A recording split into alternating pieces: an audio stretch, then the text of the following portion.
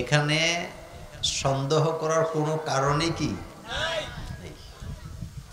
আল্লাহর সিদ্ধান্ত ছিল এই মাহফিল ৭ তারিখে হবে, আমরা আয়োজন করছি ৩ তারিখ। এটাই হলো আল্লাহর ক্ষমতা। আপনার মৃত্যু যদি মক্কা শরীফে থাকে, বাংলাদেশে আপনি মরবেন না। আপনার মৃত্যু যদি মদিনাতে থাকে, আপনি কোথায় মারা যাবেন? মদিনাতে মারা যাবেন। এজন্য তাকদীরকে মেনে নেওয়া, এটাই হচ্ছে মুমিনের একটা সফলতা। আমার জীবনে ভালো মন্দ, খারাপ, বিপদ মুসিবত, সুস্থতা অসুস্থতা যা কিছু আসে, এটা কার পক্ষ থেকে আসে? অল কাদরি খাইরিহি ওয়া শাররিহি মিনাল্লাহি তাআলা ওয়াল বা'সি বা'দাল মাউত। আমার জীবনের ভালো মন্দ সবটাই আল্লাহর পক্ষ থেকে আছে। আল্লাহর সিদ্ধান্তের বাইরে মাখলুক কখনো চলতে পারে না। আমরা দোয়া করছি, আল্লাহ তুমি দয়া করে মাহফিলটিকে কবুল করো। আজকের এই মাহফিলে যিনি সভাপতিত্ব করছেন, আমার পরিচিত মুখ জনাব মোহাম্মদ আনিস মাজি, সেক্রেটারি আরব আলী জামে মসজিদ। মাহফিলটি উপস্থাপনা করছেন মোহাম্মদ শেখ ফরিদ। ইন্তেজামিয়া কমিটির পক্ষে জনাব আব্দুল হালিম বাহাদুর, জনাব আবুল খায়ের, মাওলানা রাশিদুল ইসলাম। আজকের প্রোগ্রামে অতিথিবিন্দু জনাব নুরুল আমিন মাজি, জনাব আবুল কাশেম মেম্বার, জনাব মোহাম্মদ কামাল মিয়া, জনাব মোহাম্মদ আলাউদ্দিন মিয়া, জনাব মোহাম্মদ ইউসা, জনাব এইচ.এম. নিজামুদ্দিন, জনাব মোহাম্মদ মুস্তফা কামাল, জনাব মাস্টার শামসুল আলম, জনাব মাওলানা বশির আহমেদ, জনাব মোহাম্মদ সাইফুল ইসলাম আলী। আজকের প্রোগ্রামে প্রধান অতিথি জনাব শাহাদাতুল্লাহ সেলিম, সম্মানিত চেয়ারম্যান ৯ নং কালাদ্রাপ ইউনিয়ন পরিষদ। আজকের প্রোগ্রামে ২ জন বিজ্ঞ আলোচক কথা বলেছেন হযরত মাওলানা মুফতি হাবিবুল্লাহ জাফর, খতিব বাইতুন নূর জামে মসজিদ মাইজদি। আমার আগে যিনি লম্বা সময় কথা বলেছেন, আন্তর্জাতিক খ্যাতিসম্পন্ন মুফাসসিরে কোরআন, সুমধুর কণ্ঠস্বর হযরত মাওলানা দ্বীন ইসলাম চাঁদপুরি, খতিব ওয়ারলেস বাজার জামে মসজিদ চাঁদপুর। আমরা দোয়া করছি, আল্লাহ দয়া করে আপনি সকল আয়োজনকে কবুল করেন। রাত্র অনেক হয়েছে, এজন্য আপনাদেরকে কষ্ট দেব না। আমি সরাসরি আমার আলোচনার দিকে যেতে চাই। প্রথমে আমি যে বিষয়টি নিয়ে আজকে আলোচনা করব, সেটি হলো এই পোস্টারের মধ্যে লেখা আছে ৩ অক্টোবর ২০২৫ শুক্রবার। এই কথাটাকে আমি একটু ভিন্নভাবে বলতে চাই। সেটা হলো, আমরা যারা মুসলিম, আমরা কি শুক্রবার বলবো না জুমাবার বলবো? শুক্রবার বললে গুনাহ নাই, কিন্তু শুক্রবারের মধ্যে কোনো সওয়াব নাই। এই শব্দের মধ্যে কি নাই? কিন্তু জুমা বার বা জুমা শব্দটা যদি আপনি বলেন, প্রত্যেক অক্ষরে অক্ষরে 10 করে নেকি পাবেন। তাহলে কোনটা বলা দরকার বলেন তো? কারণ জুমা শব্দটা কোরআনে আসেনি। জুমা নামে কোরআনে একটা সূরা আছে না নাই? আছে। রাসূল করিম সাল্লাল্লাহু আলাইহি সাল্লাম বলেছেন, কোন মুসল্লি যখন এক জুমা পড়ে, এর পরের জুমাতে আবার যখন যায়, এই জুমা থেকে ওই জুমা পর্যন্ত মাঝখানে যত সগীরা গুনাহ করেছিল, আল্লাহ তার গুনাহগুলি মাফ করে দেয়। সেজন্য আল্লাহ পাক বলছেন, ইযা নুদিয়া লিস-সালাতি মিন ইয়াউমিল জুমআতি ফাসআউ ইলা যিকরিল্লাহ। ইযা নুদিয়া লিস-সালাত, যখন আযান দেওয়া হয় নামাজের জন্য, কি দেওয়া হয় জোরে বলেন? মিন ইয়াউমিল জুমআতি, জুমার দিনে, ফাসআউ, দৌড়াইতে থাকো মসজিদের দিকে। মসজিদে যাওয়া শুধুমাত্র আল্লাহর জিকির করার জন্য, কারণ মসজিদে যায় যারা, আল্লাহর জিকিরও করে তারা। এই যে মসজিদে আমরা ঢুকি, মসজিদের কিছু হক আছে না? আছে।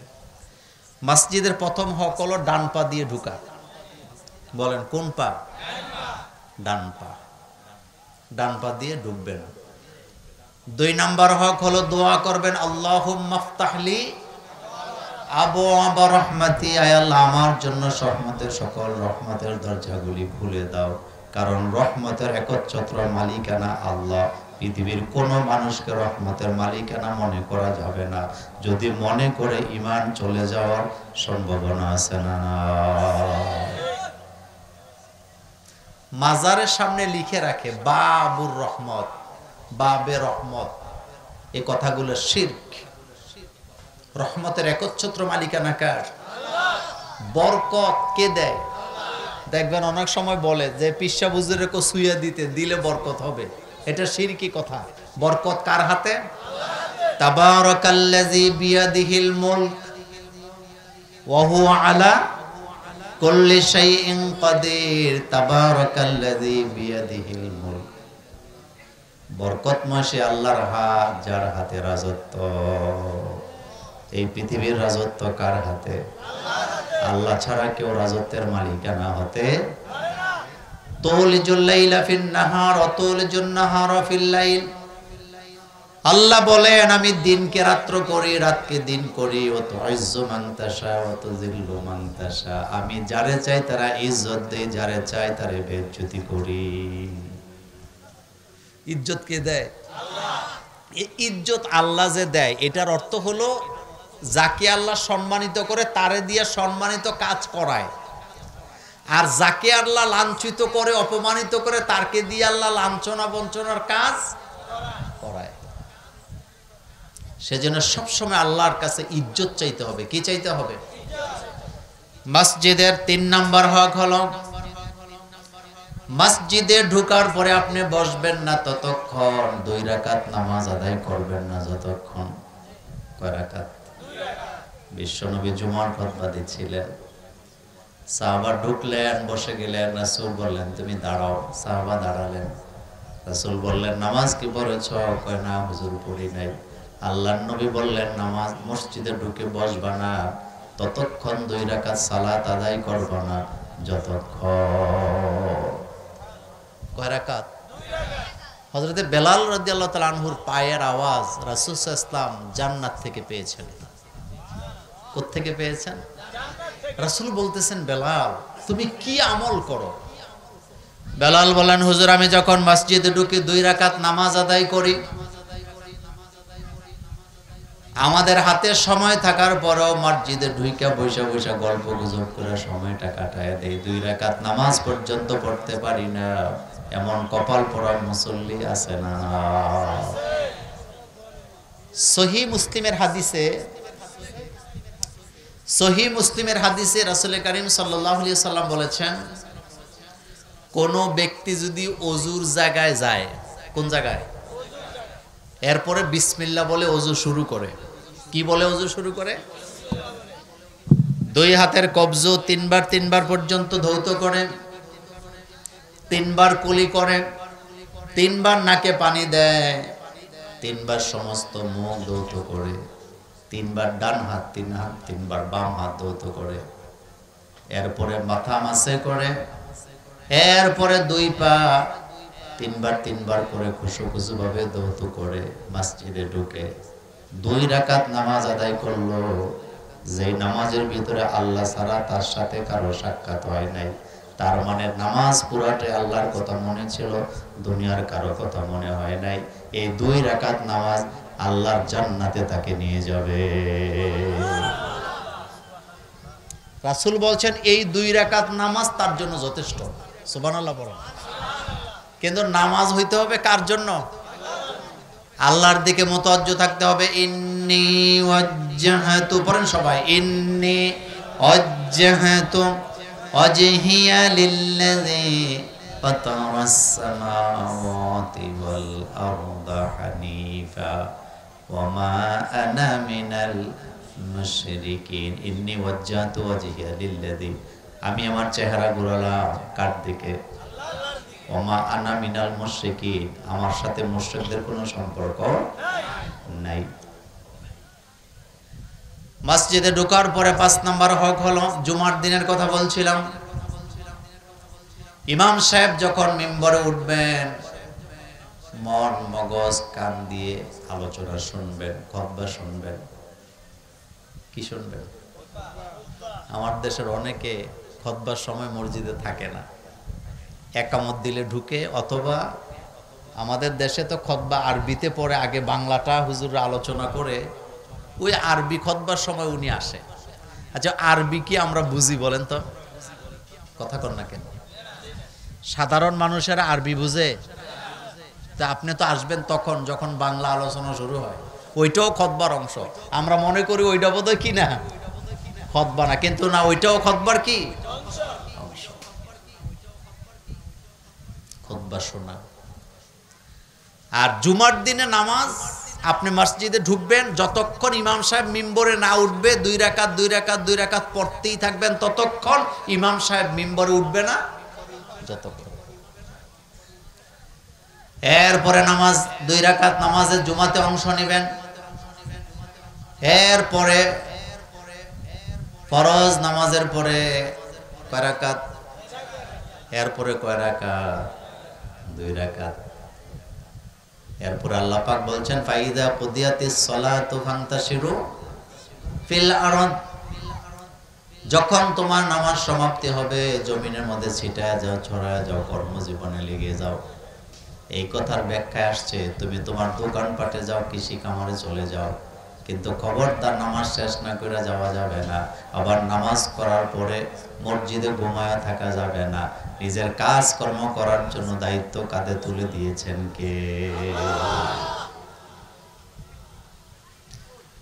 আল্লাহ যেন আমাদেরকে জুমার মর্যাদা দান করেন, আমরা বলি আমিন।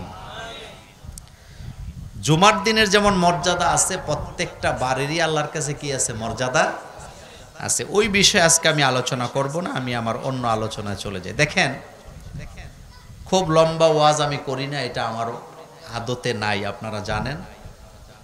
তা আজকে আমি আপনাদের জন্য কয়েকটি পয়েন্টে কথা বলবো। প্রথম কথা হচ্ছে, কোরআনুল কারীম এমন একটি কিতাব, যেই কিতাবের শত্রু যেদিন কোরআন নাজিল হয়েছে সেদিন থেকে শুরু হয়েছে, কিয়ামত পর্যন্ত শত্রু থাকবে।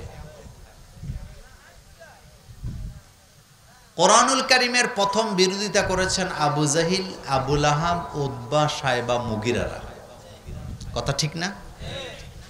তাদের বিরোধিতার ধরনটা ছিল ভিন্ন রকম। সেটা কি? রাসূল তেলাওয়াত করলে তারা গন্ডগোল করত, আওয়াজ করত, শোরগোল করত।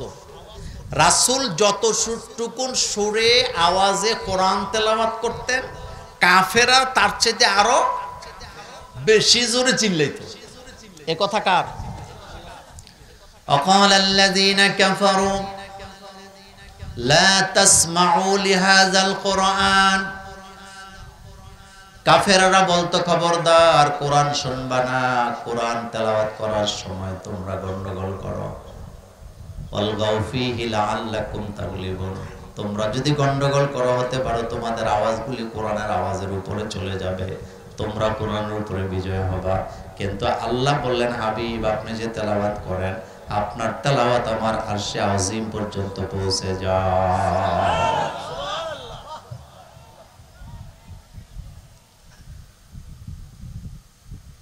মক্কায় রাসূল জন্ম নিলেন, 40 বছর পর্যন্ত কোনো শত্রু ছিল না। যেদিন হেরা গুহা থেকে তিনি কোরআন নিয়ে কুরাইশদের সম্প্রদায়ের কাছে গেলেন, অথবা মক্কাবাসীর কাছে গেলেন, এখন শত্রু আছে না নাই? এখন কই মুহাম্মদকে কথা বলতে দেওয়া যাবে না। 3টা শর্ত দিছে তারা। 1 নাম্বার শর্ত দিছে, হয় মুহাম্মদকে দেশ থেকে বের করে দাও। 2 নম্বরে তারা বলছে জেলখানায় ঢুকায় দাও। 3 নম্বরে তারা বলেছে অথবা মুহাম্মদকে হত্যা করো। আল্লাহ বলেন, হাবিব তারা যত ষড়যন্ত্র করুক না কেন, একটা ষড়যন্ত্র আমি তাদেরকে বিজয় লাভ করতে দেই নাই। কারণ আমি আপনাকে হেদায়েত সহকারে দুনিয়াতে পাঠাইছি আপনি আমার দিনকে সমস্ত দিনের উপরে বিজয় করে দেওয়ার জন্য। শুনেন, কোরআনের বিজয় বাংলাদেশে হবেই। মনোযোগ আছে আপনাদের? একটু মনে রাখবেন, কথাটা মনে রাখবেন। কোরআনের বিজয় বাংলাদেশে হবেই। মাহফিলটা হওয়ার কথা ছিল জুমাবার, হয়েছে আজকে কি বার? মঙ্গলবার। সেম কোরআনের বিজয় হবেই, হয় 2026-এ হবে, না হয় 30-এ হবে, না হয় 40-এ হবে, কিন্তু কোরআনের বিজয় যে হবে এতে কোনো সন্দেহ নেই। নাম্বার 2, কোরআনের বিজয় হবে হয় আমাকে নিয়ে অথবা আমাকে ছাড়া। মনোযোগ দেন, বলেন আমাকে নিয়ে অথবা আমাকে ছাড়া। এখন আমাকে নিয়ে বিজয় হওয়া দরকার না আমাকে ছাড়া বিজয় হওয়া দরকার? সিদ্ধান্ত আপনার, সিদ্ধান্ত আপনার। হুয়াল্লাযী আরসালা রাসূলাহু বিল হুদা ওয়া দীনিল হক লিইয়ুযহিরাহু আলাদ দীনি কুল্লি। নবী আপনাকে হেদায়েতের বাণী সহ পৃথিবীতে পাঠিয়েছি। দুনিয়াতে যত বিধান আছে সমস্ত বিধানের উপরে আপনি দিনকে বিজয় করবেন। কোরআনের কথাই তো আমরা বলি, কোরআনের কাজই তো আমরা করব। এজন্যই আমাদেরকে দায়িত্ব দিয়ে দুনিয়াতে পাঠিয়েছেন কে? মনে করেন বাংলাদেশে 20 কোটি মানুষ আছে। কয় কোটি? 20 কোটির মধ্যে 19 কোটি 99,99,999 কোরআন মানে না। কিন্তু একটা লোকে কোরআন মানে, আপনি বলেন তো কোরআনের মর্যাদা কি কমে যাবে? আদৌ কি সম্ভব? সম্ভব না। আমি যদি কোরআনের খেদমত না করি, আমি যদি কোরআনকে ভালো না বাসি, আমি যদি কোরআনের কথা না বলি, আমি যদি আমার ছেলে মেয়েকে কোরআন না পড়াই, কোরআনের কি ক্ষতি আপনি বলেন তো? কোরআনের কোনো ক্ষতি আছে?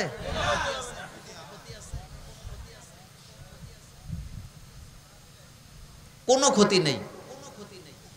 তাহলে প্রথম পয়েন্টে জানলাম কোরআনের বিজয় হবে হয় আমাকে নিয়ে অথবা আমাকে, কিন্তু আমি কোনটা চাই? জোরে বলেন, আমি কোনটা চাই? আমাকে নিয়ে যেন কোরআনের বিজয় হয়। কারণ আমরা ঘোষণা দিয়েছি লা ইলাহা ইল্লাল্লাহু মুহাম্মাদুর রাসূলুল্লাহ সাল্লাল্লাহু আলাইহি ওয়াসাল্লাম। 2 নাম্বার কথা, আপনি মুসলমানের ঘরে যেহেতু জন্ম নিয়েছেন অথবা নিজেকে যেহেতু মুসলমান দাবি করেন, আপনি ইচ্ছাই হোক অনিচ্ছাই হোক কোরআন পড়াই লাগবে। কোরআন না পড়ে আপনার কোনো গতি নাই। কোরআনের আইন মানলেও আপনাকে কোরআন পড়া লাগবে, কোরআনের আইন না মানলেও আপনাকে কোরআন পড়া লাগবে। একটা লোক বলল আমি কোরআনের আইন মানি না, ওকে মানলেন না, ঠিক আছে, কিন্তু বাপের জন্য যখন দোয়া করতে যাবে তখন কিসের তেলাওয়াত? কথা কয় না, কিসের তেলাওয়াত? রব্বির হামহুমা কামা রব্বায়ানি সগীরা। একটা লোক কোরআনের আইন মানে না, কিন্তু আল্লাহর কাছে ক্ষমা চাইতে হলে কোরআনের তেলাওয়াত লাগে কি লাগে না? রব্বানা যালামনা, পড়েন সবাই, রব্বানা যালামনা আনফুসানা ওয়া ইল্লাম তাগফির লানা ওয়া তারহামনা লানাকুনান্না মিনাল খাসিরিন। কোরআন ছাড়া আমাদের কোনো গতি নেই, কোরআন ছাড়া কোনো গতি নাই। সেজন্য আল্লাহ আল্লাহ রাসূলের চেয়ে বেশি পণ্ডিত হওয়া উচিত না, বেশি পণ্ডিত হওয়া উচিত না। আচ্ছা, এবার একটা প্রশ্নের জবাব দেন তো, পৃথিবীতে যত নবীর আগমন ঘটছে কোন নবী কি শিল্পী ছিলেন? বলেন বলেন, শিল্পী ছিলেন? গায়ক ছিলেন? নায়ক ছিলেন?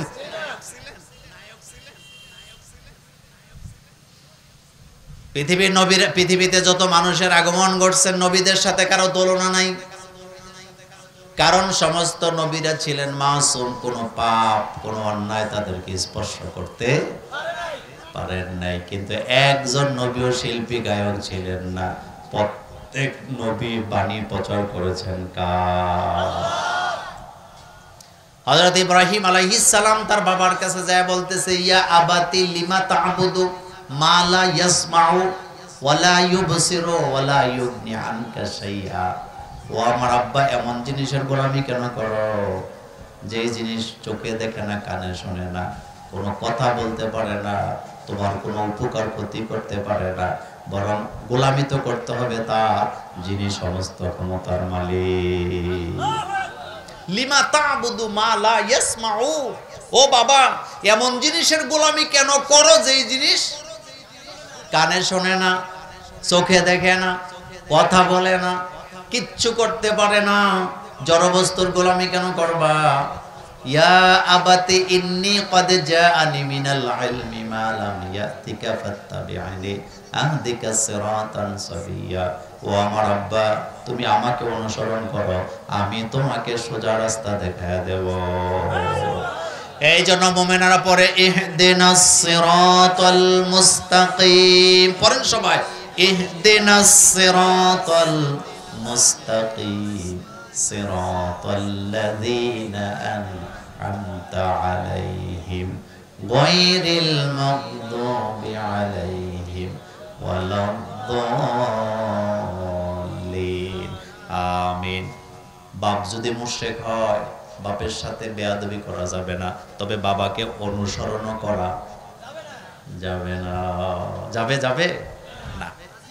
কারো বাপ যদি মুশরিক হয় তাহলে বাবার সাথে বেয়াদবি করা যাবে না, বাবাকে ধমকি দেওয়া যাবে না, গালি দেওয়া যাবে না, তবে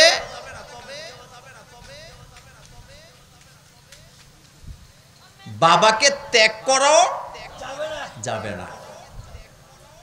ঈমানের ব্যাপারে বাবাকে অনুসরণ করা যাবে। রাসূল কারীম সাল্লাল্লাহু আলাইহি সাল্লাম বলেছেন, ইন্নামাত তাআতু ফিল মা'রুফ, ইত্তেবা হয় শুধুমাত্র ভালো কাজের ব্যাপারে, অনুসরণ হয় শুধু নেক কাজের ব্যাপারে, অন্যায় কাজে অনুসরণ করা যাবে না। কেউ নামাজ পড়ে তাকে দেখে নামাজ পড়া যাবে, কেউ ভালো কাজের আদেশ করে তাকে দেখে ভালো কাজের আদেশ করা যাবে, কিন্তু কেউ নেশা করে জুয়া খেলে এইটা দেখা অনুসরণ করার কোনো সুযোগ নেই,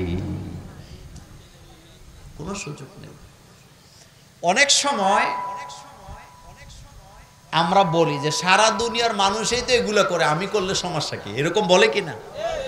অথচ আল্লাহ বলছেন, লা ইয়াগুররান্নাকা তাকাল্লুবুল্লাযিনা ফিল বিলাদ। আল্লাহ পাক বললেন, খবরদার ও নবী, দুনিয়ার মানুষেরা কি করে আপনি সেটা দেখার দরকার নাই, আপনি তো তাই করবেন, আপনার রব আপনাকে যা বলতে বলেছে।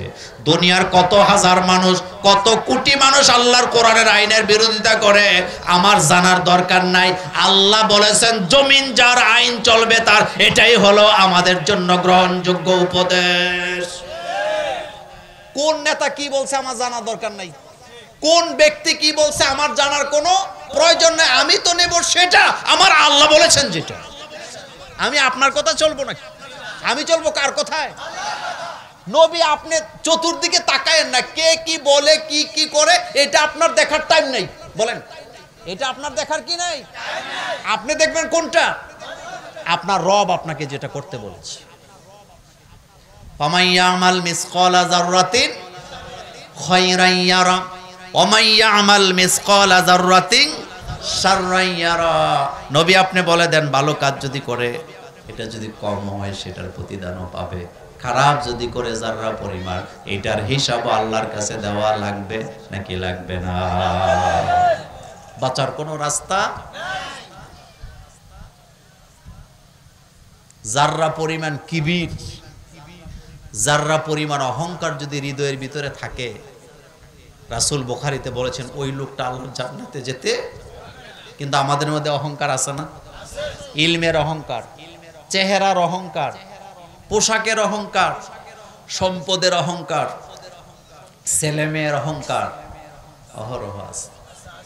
আমি মোল্লা নাজিম প্রধান বক্তা, আমি অমক, আমি তমক, কিন্তু মরার পরে এই দেহ কোথায় থাকবে বলেন তো? কিচ্ছু পাওয়া যাবে?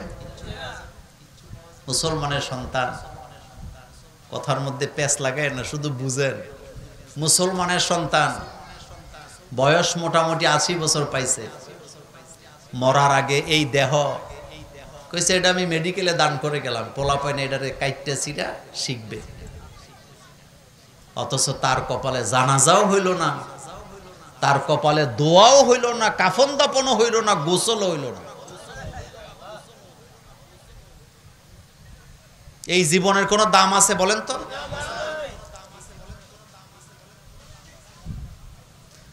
আমাদেরকে কত সুন্দর করে রাসূল শিক্ষা দিয়ে গেছেন, কেউ যখন মারা যাবে তার মৃত লাশটাকে কষ্ট দেওয়া যাবে না, মৃত লাশের সাথে বেয়াদবি করতে নিষেধ করেছেন মুহাম্মদ সাল্লাল্লাহু আলাইহি ওয়াসাল্লাম। একটা ইহুদির লাশ নিয়ে যাওয়া হচ্ছে, ইহুদির লাশ। রাহমাতুল লিল আলামিন দাঁড়ালেন, সাহাবায়ে কেরাম বললেন রাসূল আপনি দাঁড়ালেন, এটা তো ইহুদির লাশ। আল্লাহর নবী বললেন আমি তো ইহুদি দেখে দাঁড়াই নাই, আদম সন্তান হিসেবে দাঁড়ায়া সম্মান দিলাম। আল্লাহু আকবার বলেন। কি সন্তান হিসেবে সম্মান দিলাম? আদম সন্তান হিসেবে সম্মান দিলাম। সুবহানাল্লাহ। এই ছিল মুহাম্মাদুর, এটা আমার নবীর আদর্শ। মরার আগে বলে গেছে আমার লাশ মেডিকেলে দিয়ে দিবা, তো জানাজাও হইল না, গোসলও হইল না, কাফন দাপনও। এরকমের জীবন আপনারা চান? আমরা চাই। মানুষ যখন মারা যাবে, মুমিনরা যখন মারা যায়, তখন আমরা কি বলি? ইন্না লিল্লাহি ওয়া ইন্না ইলাইহি রাজিউন। হাদিসে আসছে রাসূল বলছেন মরা লাশের কষ্ট দিও না, কারণ তোমরা যেমন ব্যথা পাও মরা লাশও তেমন ব্যথা পায়। তোমরা কে কি করো, কোথায় কান্নাকাটি করো, সব মরা লাশ বুঝতে পারে, কিন্তু পার্থক্য হলো তোমরা বলতে পারো, তারা বলতে পারে না। সৈয়াদিস এই যে আমি মারা গেলাম, আপনি মারা গেলেন, মরার পরে আপনি সবকিছু দেখবেন। কারা আপনার জন্য কবর খুঁড়তেছে, কারা আপনার জন্য সাদা কাফনের কাপড় আনতেছে, কে আপনাকে গোসল দিচ্ছেন, কে আপনাকে কবরে নামাচ্ছেন, সব আপনি দেখবেন। কিন্তু পার্থক্য হলো আপনি বলতে পারবেন না, বলার কোনো সুযোগ থাকবে না। এই জন্য আল্লাহর নবী বলেছেন আকসিরু যিকরা হাযিমিল লাজ্জাতিল মাউত, প্রতিদিন মৃত্যুর কথা স্মরণ করো। কতবার? কতবার? 70 থেকে 100 বার। আকসিরু যিকরা, রাসূল বলেছেন বেশি বেশি করে মৃত্যুর কথা স্মরণ করো। কারণ একটা মানুষ নিরহংকার হয় ততক্ষণ যখন তার হৃদয়ের ভিতরে মৃত্যুর কথা মনে পড়ে যায়। জীবনে কতগুলা জানাজা পড়ছেন একটু চিন্তা করেন তো। যাদের সাথে খাইলাম, দাওয়াত খাইলাম, সাথে ঈদের নামাজ পড়লাম, জুমার নামাজ পড়লাম, যাদের সাথে সবে বরাতে সবে কদরে দুয়ার অনুষ্ঠানে শামিল হইলাম, আমাদের সাথে তারা ছিল, যাদের সাথে একসাথে বসে মাহফিল শুনলাম, আজকে আমি জীবিত তারা মরে গেছে, এরকমের হাজার হাজার মানুষ আসেনি?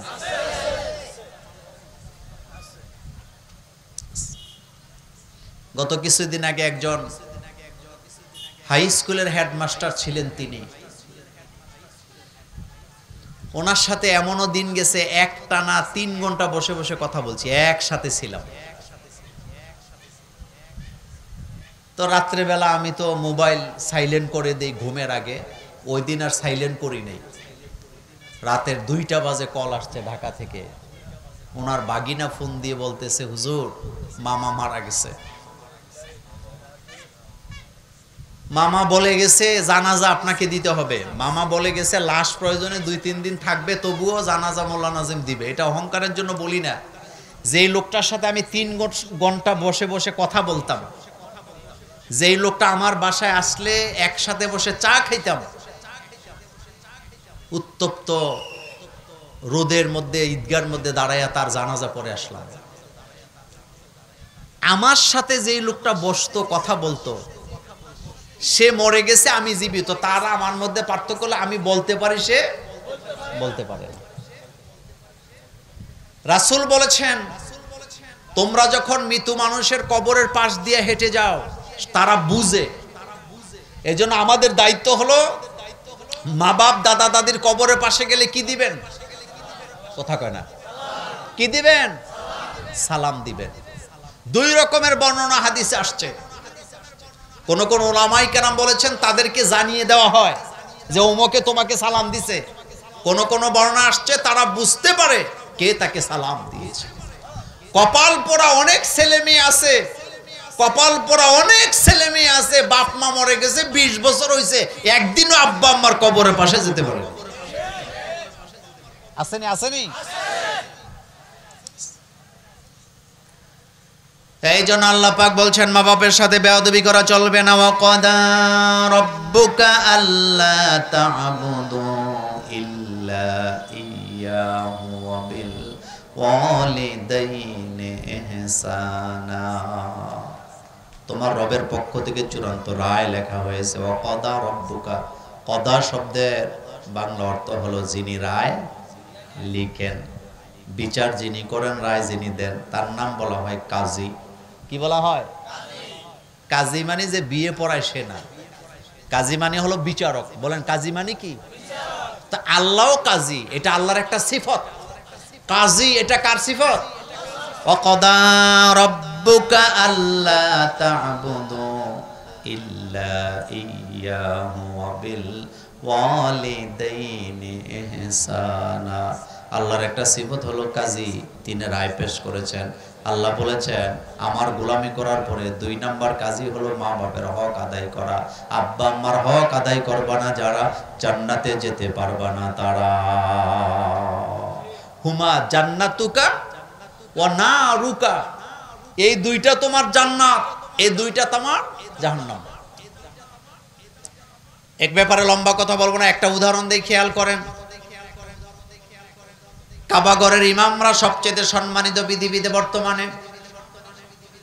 কাবার ইমামকে এই জায়গায় দাঁড়া করা, আর আপনার আব্বা কৃষি কাজ করে খায়, আপনার আব্বাকে পাশে দাঁড়া করা।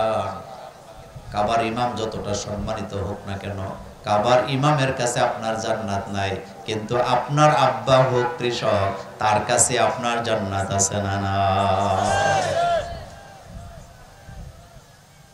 পৃথিবীর প্রভাবশালী কোন নারী যাকে দুনিয়ার সবাই চিনে, এমন নারীকে এক জায়গায় দাঁড়া করান, তার কাছে আপনার জান্নাত নাই।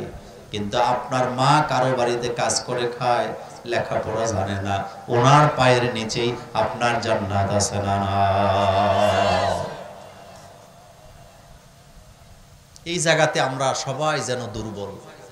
মা বাপের সাথে বেয়াদবি করে, আছে না? করবেন না। মা বাপের চোখের দিকে তাকায় কখনো কথা বলবেন না। হযরত ইব্রাহিম আলাইহিস সালাম বাপের সাথে তার কোনোটাই মিলে না, এরপরেও বাপের জন্য ক্ষমা চায় কার কাছে?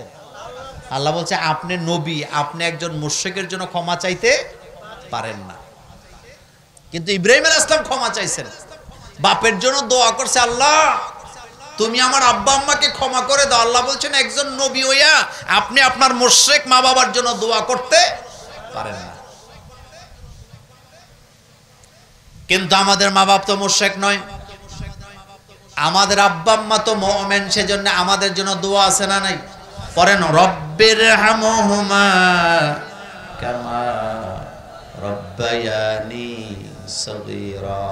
পৃথিবীর অনেক দেশ আছে মা বাবার খেদমত করে না, কিন্তু কোরআনের আইন যদি বাংলাদেশে চালু হইতো, আব্বা আম্মার খেদমত করতো না যারা, জেল খাটা লাগতো, বাধ্য আপনি। আপনি কি? আপনি বাধ্য। আপনি মা বাপের কথা, মা বাপের গোলামি করতে আপনি বাধ্য। এটাই আমাদের জন্য দিয়েছেন কে? আল্লাহ পাক। এখন আমরা জানবো কোরআনটা আসলে আমাদের জন্য কতটা জরুরি। দেখেন কোরআন আমাদের জন্য কতটা জরুরি। কয়েকদিন আগে দেখলাম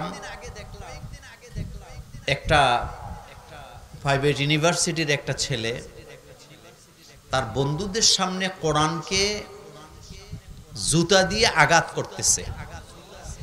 মানে এই যে কোরআন, এই যে কাগজের কোরআন, মনোযোগ আছে আপনাদের? এটা কি? কোরআন পাণ্ডুলিপি, পৃথিবীর অন্য কোনো বইয়ের মতো এটা না। এত বড় কোনো বই যদি কেউ লিখে, সে নিজেও তার বই মুখস্থ বলতে পারবে না। যিনি লিখছেন তারে যদি বলেন যে 10 পৃষ্ঠা তুই তোর বই মুখস্থ বলতো দেখি, সে পারবে? পারবে না। পৃথিবীতে যত বই আছে 500 পৃষ্ঠার, একটি বই কেউ বলতে পারবে না যে আমি এটা মুখস্থ করছি। কিন্তু একমাত্র কোরআনুল কারীম পৃথিবীতে বর্তমানে 6.5 কোটির উপরে হাফেজ কোরআন আছে। মনে করেন পৃথিবীতে যত কাগজের কোরআন আছে সবগুলা জ্বালায় দিল, সব জ্বালায় ফেললো, কোরআনের ক্ষতি হবে? কারণ কোরআন আল্লাহ সংরক্ষণ করছে কোন জায়গায়? এখানেই শেষ না। পৃথিবী যত হাফেজ আছে সব হাফেজ যদি জ্বালায় দেয়, তাও কি কোরআনের ক্ষতি হবে? কারণ কোরআনকে আল্লাহ এমন এক জায়গায় লিখে রাখছে যেখানে মানুষ জীবনেও যেতে পারবে না। ওই জায়গাটার নাম কি? বাল হুয়া, পড়েন, বাল হুয়া কুরআনুম মাজিদুম ফি লাওহিম মাহফুজ। একটা মজার কথা বলি, আমরা যেই গ্রহে বাস করি এই গ্রহের নাম হলো পৃথিবী। পৃথিবী থেকে বিভিন্ন গ্রহে মানুষ, বিজ্ঞানীরা চেষ্টা করতেছে জানার জন্য কি কি আছে, কিন্তু আমি আপনাদেরকে আজকে বলে দিয়ে যাই মহাকাশের ব্যাপারে। পৃথিবীতে বসে বিজ্ঞানীরা যতগুলা ধারণা দেয় 99.9% ভুল, বাকি 1% সত্য হইতে পারে, মিথ্যা হতে পারে। কারণ মহাবিশ্ব কত বড় আল্লাহ ছাড়া কেউ জানে না। একটা দৃষ্টান্ত দেই, আলোর গতি প্রতি সেকেন্ডে কত কিলোমিটার, কত মাইল? আলোর গতি 1,86,000 মাইল। মানে আলো প্রতি সেকেন্ডে চলে যায় 1 লক্ষ, মানে এক বলতে বলতে 1,86,000 মাইল চলে গেছে। চিন্তা করছেন আপনি? আর আমরা বাংলাদেশ থেকে সৌদি আরবে বিমানে যাই, লাগে 6.5 ঘন্টা। কথা কন না কেন? কয় ঘন্টা? পৃথিবীর বিজ্ঞানীরা বলেছেন গ্যালাক্সিতে আল্লাহ পাক এমন এমন তারকা বানায় রাখছে, আলোর গতিতে যদি আপনি এই তারকার এক প্রান্ত থেকে আরেক প্রান্তে যেতে চান সময় লাগবে 90,000 কোটি বছর। সুবহানাল্লাহর আস্তে কোন? কত হাজার কোটি বছর? তাহলে মহাবিশ্বটা কত বড়? মহাবিশ্বটা কত বড়? মরিস বুখাইলি একটা বই লিখেছেন, কোরআন, বিজ্ঞান ও বাইবেল। এটা পড়বেন, ইন্টারনেট থেকে পাবেন, আপনি সার্চ দিলে। আমরা পাণ্ডুলিপি পড়েছি। সৌরজগৎটাই বিশ্বজগৎ নয়। এটা কত বড়, আল্লাহ ছাড়া কেউ জানে না। ইমাম বুখারী বলেছেন এক এক জান্নাতীকে আল্লাহ 10 দুনিয়া সমান কি দিবে? জমি দিবে। 10 দুনিয়া। তো 10 দুনিয়া এটা বুঝে না, কারণ তখন তারা বলছে এটা কিভাবে সম্ভব, জান্নাত রাখছে কোথায়, জায়গা হবে কোথায়। এখন বিজ্ঞানীরা স্বীকার করেছেন যে এই পৃথিবীটা মহাবিশ্বের তুলনায় একটা বালির কণা সমানও না। মহাকাশ থেকে যখন নিচের দিক থেকে সৌরজগতের ছবি নেওয়া হয় তখন পৃথিবীকে খুঁজে পাওয়া যায় না, এত ক্ষুদ্র। কিন্তু এই মহাবিশ্ব চালাচ্ছেন কে? এটা কখনো হেরফের হবে না। যেভাবে হাল তারা মিন ফুতুর, এ কথা কার? তোমরা কি আমার সৃষ্টির মধ্যে কোনো নৈপুণ্যতা অথবা কোনো ভুল পাও? আমরা রূহের জগতে ছিলাম। বলেন কোথায় ছিলাম? এখানে একটা রূহ আছে না, এটা এক জায়গায় সবার গুলা ছিল। সেদিন আল্লাহ পাক জিজ্ঞেস করেছিলেন আলাস্তু বিরব্বিকুম, আমি কি তোমাদের প্রভু নই? ক্বালু বালা, সবাই এক বাক্যে বলেছিলেন আল্লাহ আপনি আমাদের অবশ্যই প্রভু। রূহের জগৎ থেকে দুনিয়াতে আসলাম, একটা বডি পাইলাম, নাজ নেয়ামত পাওয়ার পরে আল্লাহর কথা এখন আর মনে নাই। কিন্তু এই জায়গা থেকে যখন কবরের দিকে যাব, এই বডি আবার হারানো লাগবে নাকি লাগবে না? আল্লাহ পাক বলছেন মিনহা খলাকনাকুম, পড়েন সবাই, মিনহা খলাকনাকুম ওয়া ফিহা নুঈদুকুম ওয়া মিনহা নুখরিজুকুম তারাতান উখরা। পৃথিবীতে অসহায় কাপড় হলো সাদা কাফনের কাপড়। এই কাপড় যখন পরানো হয়, এই কাপড় নিজে পরা যায় না, বরং এই কাপড়টাও আরেকজনে পরায়া বিদায় দেয়। আমরা মানুষ হিসাবে কতটা অসহায় একটু চিন্তা করেন তো। জীবনের শেষ বিদায়টা পৃথিবী থেকে নেব, নিজের গোসলটা নিজে দিতে পারি না, নিজের কাপড়টা নিজে পরতে পারি না, নিজের লজ্জাস্থানটা নিজে থাকতে পারি না, আরেকজনের ঢেকে বেঁধে তারপরে নিজের ঘরটাতে নিজে প্রবেশ করতে পারি না, চারজনে ধরে তারপরে ঘরের ভিতরে নামায় দেয় না, নামায় দেয় না। তো কিসের অহংকার, কিসের বাহাদুরি, কিসের, কেন এমন করতিস, কেন বাহাদুরি করতিস, কেন মানুষের উপরে জুলুম করতিস, কেন নিজেকে এত ক্ষমতাবান মনে করছিস? পৃথিবীতে যারাই ক্ষমতাবান, ক্ষমতার মালিক হয়েছে, একটাও পৃথিবী থেকে ইজ্জত নিয়ে বলেন যাইতে পারছে? পারে নাই। এই জন্য আল্লাহ পাক বলছেন আবুদুল্লাহ, গোলামি করতে হবে কার? ওয়ালা তুশরিকু বিহি শাইআ, আল্লাহর সাথে কাউকে শরীক করা যাবে না। আল্লাহ একক অদ্বিতীয়, আল্লাহর সাথে কাউকে শরীক করা যায় না। আল্লাহ কারো কাছ থেকে জন্ম নেয় নাই, তিনি কাউকে জন্ম দেয়ও না। পড়েন সবাই, কুল হুয়াল্লাহু আহাদ। পড়তে ইচ্ছা করে না, পড়েন, কুল হুয়াল্লাহু আহাদ আল্লাহুস সামাদ লাম ইয়ালিদ ওয়া লাম ইউলাদ ওয়া লাম ইয়াকুল লাহু কুফুয়ান আহাদ। আমার কলিজার ভাইয়েরা, আল্লাহর নবী বলেছেন একবার যারা সূরা ইখলাস তেলাওয়াত করবে 10 পারা কোরআনের তেলাওয়াতের সওয়াব আল্লাহ দিয়ে দেয়। একবার তেলাওয়াত করবেন, কয়বার? কয় পারার সওয়াব পাবেন? এটা হলো আল্লাহর পক্ষ থেকে আমাদের জন্য বোনাস। পড়েন, কুল হুয়াল্লাহু আহাদ আল্লাহুস সামাদ লাম ইয়ালিদ ওয়া লাম ইউলাদ ওয়া লাম ইয়াকুল লাহু কুফুয়ান আহাদ। কুল, নবী আপনি বলেন আল্লাহ একক।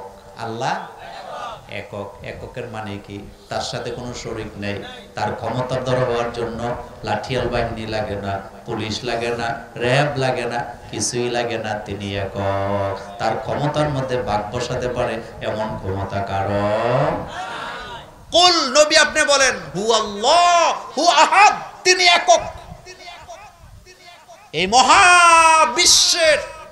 মহাবিশ্বকে চালাবার জন্য আল্লাহ কারো কাছ থেকে সাহায্য নেওয়ার কোনো দরকার।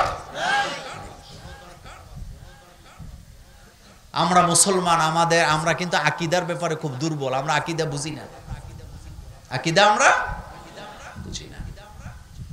অনেক সময় আমাদের কথার মধ্যে ভুল হয়, এজন্য আমরা ক্ষমা চাইবো কার কাছে? আমাদের ব্রেনটাই ছোট। ব্রেনটা কি?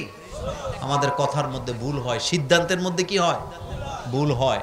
আমরা কথা বলতে গেলে ভুল করি, সিদ্ধান্ত নিতে গেলে ভুল করি। এজন্য ক্ষমার ব্যবস্থা রাখছেন কে? আল্লাহ। দেখেন বুখারীতে আসছে, এক ব্যক্তি ৯৯টা খুন করছে। কয়টা?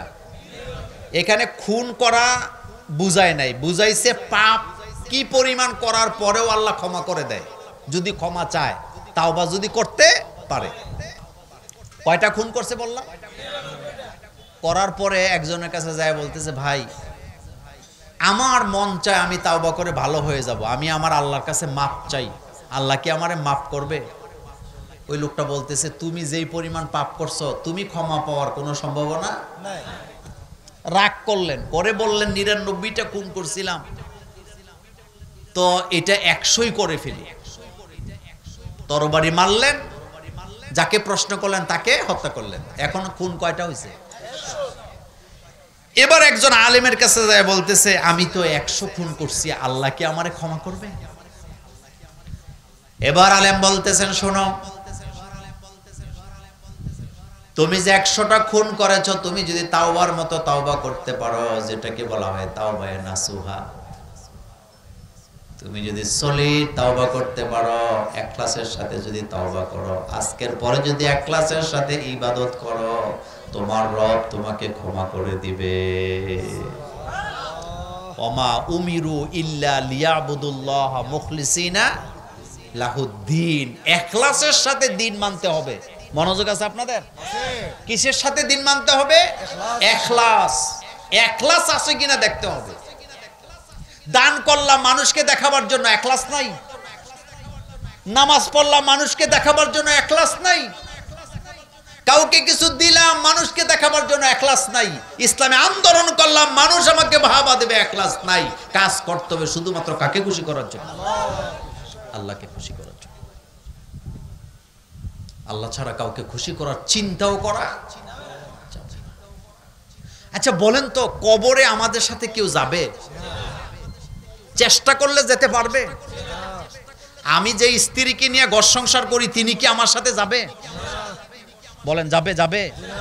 আজকে যে বলবেন যে মোল্লা নাজিম হুজুর বলে গেছে তোমার সাথে 60 বছর 50 বছর সংসার করি, তো আমি মারা গেলে তুমি আমার কবরে যাবা, অথবা তুমি মারা গেলে আমি তোমার কবরে যাব, রাজি আছো কিনা? বউ কইব বহুত জ্বালাইছো জীবনে, এবার তোমার রাস্তা তুমি মাপো।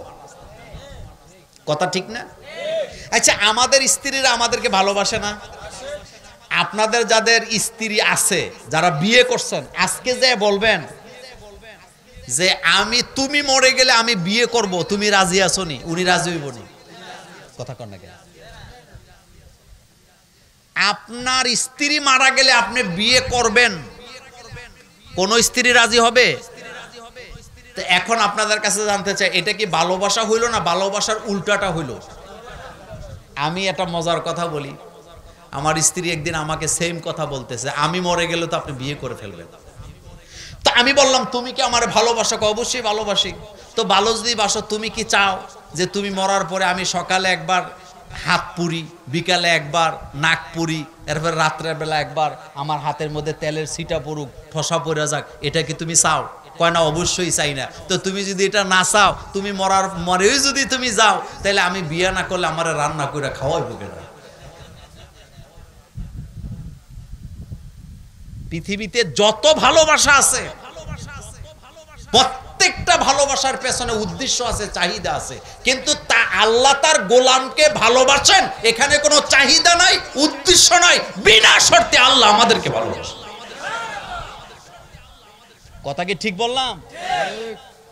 আপনি কামাই করতে পারেন নাই, হাত দুইটা চলে গেছে, পা দুইটা চলে গেছে, এখন আর ভালোবাসা আসেনি? আপনি ঘরে বিছানায় পেশাব পায়খানা করেন, এখন আর ভালোবাসা আসেনি? নেই। আপনি যতক্ষণ পর্যন্ত হুঙ্কার দিতে না পারবেন, ততক্ষণ পর্যন্ত আপনার দলের কর্মীরাও আপনাকে পাত্তা দিবে না। কত দলের বড় বড় নেতা হসপিটালে মারা যায়, ঘরে পড়ে মারা যায়, কর্মীরা খবরও আসেনি। কিন্তু যতদিন সংসদ কাঁপাইছে অতদিন ডিসি, এসপি, ওসি সব ওনার কথায় কি উঠে বসে। এজন্য অহংকার করার কিচ্ছু নেই। এখন আমি আপনাদের জন্য একটা তিতা কথা বলবো, সেটা হলো আমরা অনেকে ওয়াজ মাহফিলে যাই না। ওয়াজ মাহফিলে মূলত 5 প্রকার শ্রোতা থাকে। কয় প্রকার? 5 প্রকারের মধ্যে একটা শ্রোতা ইখলাসের সাথে কথা শোনে, বাকি 4টেই রং ওলা আছে। আসেন একটু এই জায়গাটাতে একটু মনোযোগ দিই। রাসূল করিম সাল্লাল্লাহু আলাইহি সাল্লাম বলেছেন, ইন্না মিনাল বায়ান লা সিহরা। মানুষের বক্তব্যের মধ্যে জাদু থাকে। বলেন, মানুষের বক্তব্যের মধ্যে কি থাকে? এজন্য দেখবেন কিছু কিছু বক্তা সারা রাত ওয়াজ করলেও শ্রোতারা কি উঠে না, কারণ তার কথার মধ্যে কি আছে? এটা মোল্লার কথা না আল্লাহর কথা? এটা রাসূলুল্লাহর কথা। আল্লাহর কথাই রাসূলুল্লাহ বলেছেন যে মানুষের কথার মধ্যে কি থাকে? রস থাকে, জাদু থাকে। দেখেন না, চাকরিজীবীর বউ রাজমিস্ত্রির লগে বাগছে, জিজ্ঞেস করছে তোমার বাড়িতে বিল্ডিং আছে, তোমার হাজবেন্ড একজন চাকরিজীবী, তুমি রাজমিস্ত্রির সাথে ভাইগে গেলা, আসলে বাঁকতে তো চাই নাই, কিন্তু সে যে কিভাবে কথার জাদুতে আমার জালে ফাঁসায় দিছে আমি নিজেও টের পাই নাই। এরকমের জাদুকরি কথা আমাদের দেশে আছে না নাই? এই যে আপনি বলতেছেন বুয়া বাড়ির মেয়েটা রিক্সাওয়ালার লোকে ভাগ্যা গেল কেন, আসলে তো এখানে রিক্সাওয়ালার বুয়া বাড়ির ব্যাপার না। ওই রিক্সাওয়ালায় এমন ভাবে কথা জানে যে কথায় মুগ্ধ হইয়া বুয়া বাড়ির মেয়ে রিক্সাওয়ালার সাথে ফুটুস। তাহলে কথার মধ্যে কি থাকে? মানুষের জাদু থাকে। তো এই যে আমরা মাহফিলে যাই, মূলত আমরা যাই কোরআন হাদিস শোনার জন্য। বলেন তো কি শোনার জন্য যাই? কিন্তু এখানে শ্রোতা আছে কয় প্রকার? এক প্রকার শ্রোতা হলো আয়োজক, তারা আয়োজন করছে, থাকতে বাধ্য, না থাকে কোনো উপায় কি নাই। আচ্ছা বলেন তো এটা কি এখলাস হইল? না। দুই নাম্বার, আরেক প্রকার শ্রোতা আছে, আসে মেহমান হিসাবে, মাহফিল কমিটি বাড়িতে খাওয়া দাওয়া কইরা চলে যায়। এরকম শ্রোতা বোধ আমাদের নোয়াখালী নাই। আসছে কিন্তু একেবারে দল বল নিয়ে আসছে, আসার পরে খাইতে গেছে, যাইয়া খাওয়া দাওয়া করছে, মাহফিল নিয়েও গল্প গুজব করছে, মাশাআল্লাহ অমুকে ভালো ওয়াজ করে, অমুকে এরকম করে, অমুকে এরকম করে, আবার হুজুররার মধ্যেই তো মিল নাই, কত রকমের কথা কয়, কালেকশন করে, এই করে এই করে, খাওয়া দাওয়া কইরা সাইরা কয় আমার অনেক ব্যস্ততা, মাহফিল শোনার সময় নাই। এরকমের শ্রোতা বোধ নোয়াখালী নেই।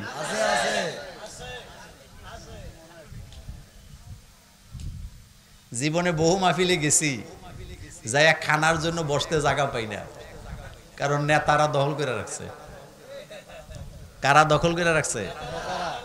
এই কথাগুলি সত্য না মিথ্যা? সত্য। কয়টা গেছে? 3 নাম্বার শ্রোতা আসে, কিছু শ্রোতা আছে আসে বক্তার কণ্ঠ শোনার জন্য। কথা কি সত্য? মানে ওনার কণ্ঠটা কেমন, বাঁশির মতো বাজে কিনা, একেবারে এদিক দিয়ে ঢুকে এদিক দিয়ে বাইরে হয় কিনা। আচ্ছা বলেন তো কণ্ঠ এটা কে দিছে? আমরা এখানে প্যান্ডেলের ভিতরে যে কয়েকশো লোক আছি, আমাদের সবার কণ্ঠ কি একরকম? আলাদা আলাদা বানাইছেন কে? এটা সৃষ্টির সৌন্দর্য। কেন বলি?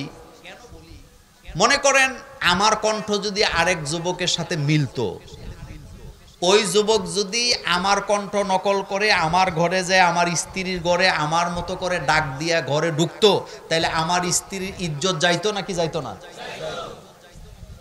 পৃথিবীতে যদি 800 কোটি মানুষ থাকে, 800 কোটি মানুষে আল্লাহ 800 রকমের কণ্ঠ দিয়ে বানাইছে। একই মারগরের 4 ভাই, একজনের সাথে আরেকজনের কণ্ঠ মিলে না, যাতে করে একজন আরেকজনের নাম নিয়ে ধোকাবাজি করতে না পারে।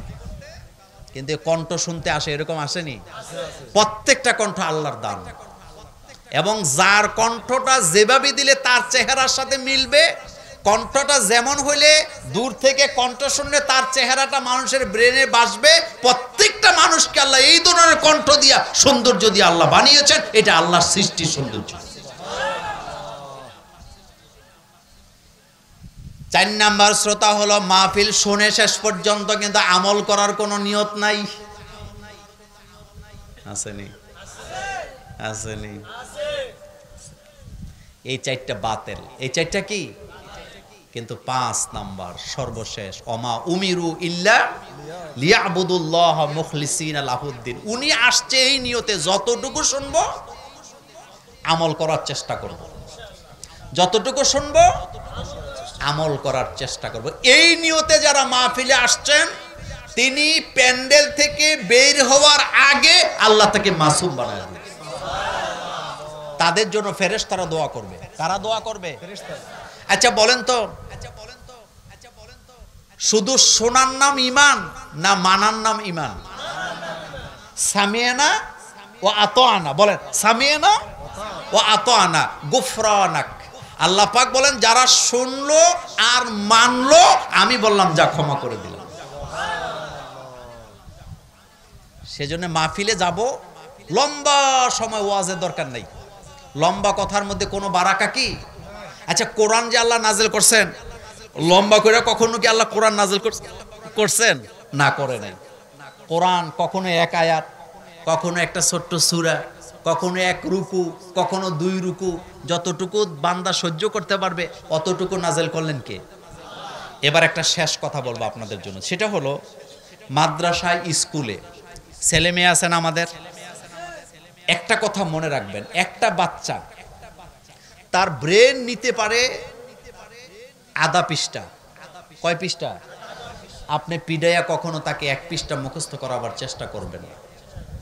2 নাম্বার, নাবালক বাচ্চা, যেই বাচ্চাটা মা ছাড়া বাপ ছাড়া থাকতে পারে না, তারে কখনো আপনি মাদ্রাসায় নিয়ে তালা দেওয়ার ব্যবস্থা করবেন না। গত কয়েকদিন আগে একটা দৃশ্য দেখে আমার চোখ থেকে দরদর করে পানি পড়ছে। সেটা কি? সিলেটের ঘটনা।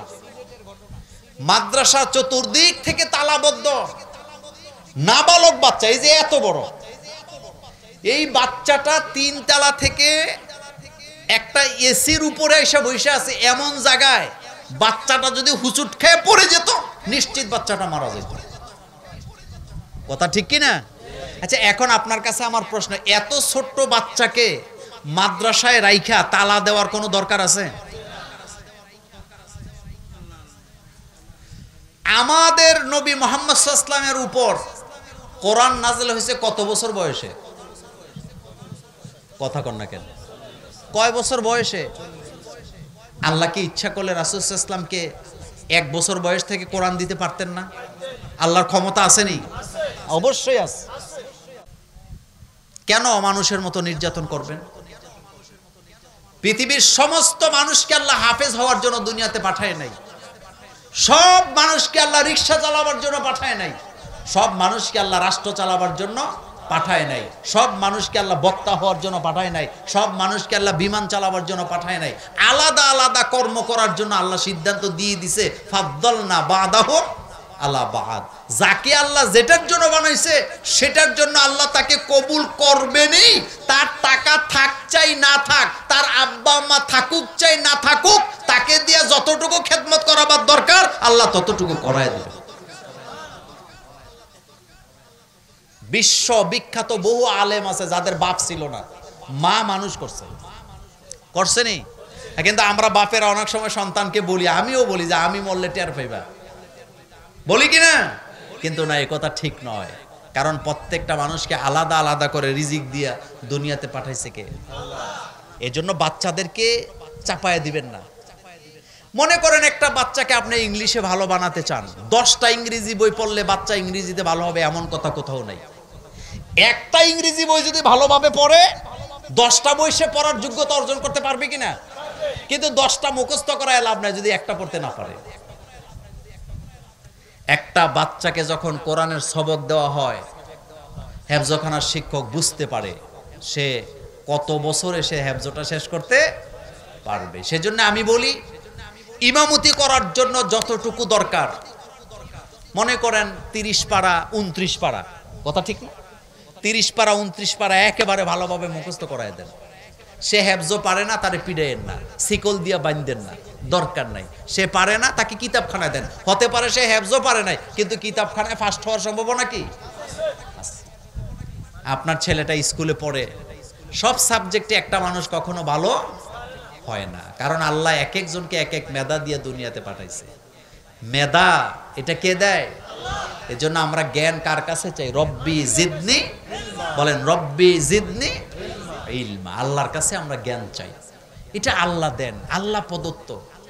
দেখবেন একটা বাচ্চা একেবারে ছোট, যা শুনে তাই বলে দিতে পারে, আছে না?